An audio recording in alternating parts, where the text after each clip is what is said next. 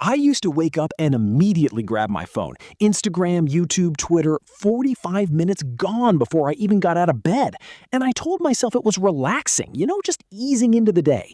But here's what I wasn't admitting to myself. My attention span was collapsing. I couldn't read 2 pages of a book without reaching for my phone.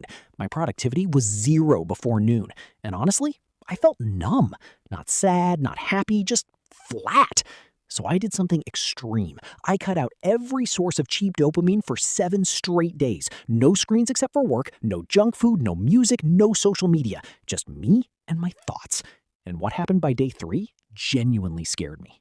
Before I tell you what happened, let me explain what dopamine actually is, because most people get this wrong. Dopamine isn't the pleasure chemical. That's the biggest myth out there. Dopamine is the anticipation chemical. It's what makes you want something. It's the feeling of just one more scroll, just one more episode, just one more level. And here's the problem. Your brain has a baseline.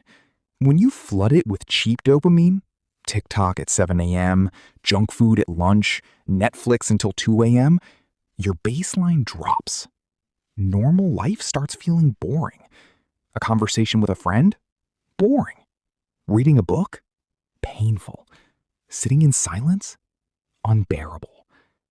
That was me. I had fried my dopamine receptors so badly that anything requiring even a tiny bit of effort felt like torture. So, I decided to reset. I set 6 rules for the detox. These were non-negotiable. Rule 1, no social media. Deleted every app. Instagram, Twitter, YouTube, TikTok, gone. Rule 2, no entertainment screens. No Netflix, no video games, no YouTube rabbit holes. I could use my laptop for work only. Rule 3, no junk food or added sugar. Whole foods only. Nothing engineered to hijack my brain. Rule 4, no music or podcasts. No background noise to fill the silence. Rule 5, no self-gratification. Yeah, I'm going there. That's part of the cheap dopamine loop too. Rule 6, I had to sit with boredom. No reaching for my phone, no snacking, no distractions. If I was bored, I had to feel it. This sounds extreme. It is extreme. But that's the point. I wanted to see what was underneath all the noise. Day 1 was uncomfortable. The first thing I noticed was the silence. No music while I made breakfast, no podcast while I walked, no notifications pulling me back to my phone every 3 minutes. And my hand kept reaching for my phone, automatically, like a reflex. I'd pick it up, realize there was nothing to check, and put it back down.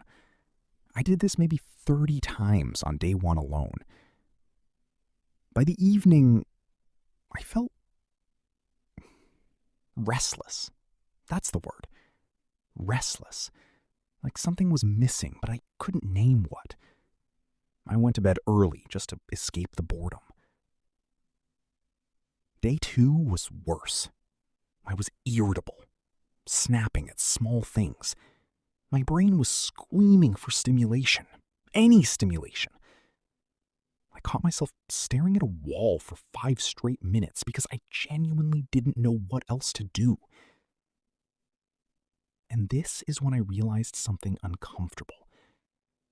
I didn't know how to be alone with my own thoughts. I had spent years filling every quiet moment with content, noise, food, anything. Without it, I felt like I was crawling out of my skin. Day 3 is when it happened. I woke up and I felt nothing. Not boredom, not restlessness, nothing. A flat, gray emptiness I had never experienced before. And here's the part that scared me. I realized this wasn't the detox causing it. The detox was just revealing what was already there. All this time, I hadn't been relaxing with my phone. I had been numbing myself, running from silence because silence meant facing the fact that I wasn't actually okay. That day, I sat on my floor for about 40 minutes and just thought about my habits, about the goals I kept putting off, about the relationships I had let get shallow because I was too distracted to be present. It sounds dramatic, but I genuinely believe that if I hadn't done this detox, I would have kept running from those thoughts for years.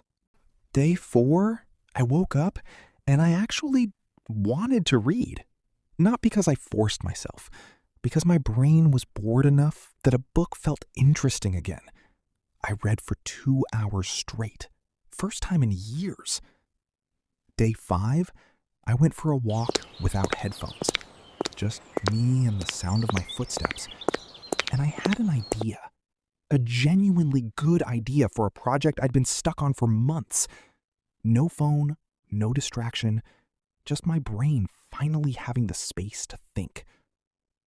Day 6, my focus at work was sharper than it had been in years. Tasks that normally took me 2 hours took 45 minutes. I wasn't switching tabs every 30 seconds. I wasn't reaching for my phone between emails. I was just locked in. Day 7, I felt calm. Not bored, not restless, calm. Like my brain had finally taken a deep breath after years of holding it. And here's the thing. I didn't become a productivity machine. I didn't suddenly wake up at 4 a.m. and crush every goal. That's not real life. But I felt like myself again. Like the person I was before I gave every spare second of attention to a screen. So here's what I took away from this.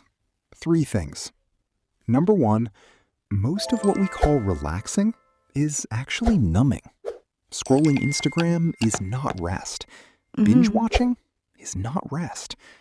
Real rest is quiet. It's boring.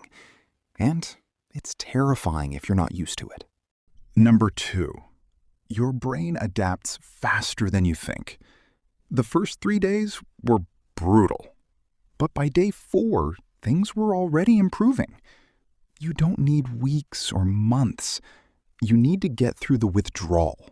And that's only about 72 hours. Number 3, you don't need a full 7-day detox to get results. That was my experiment.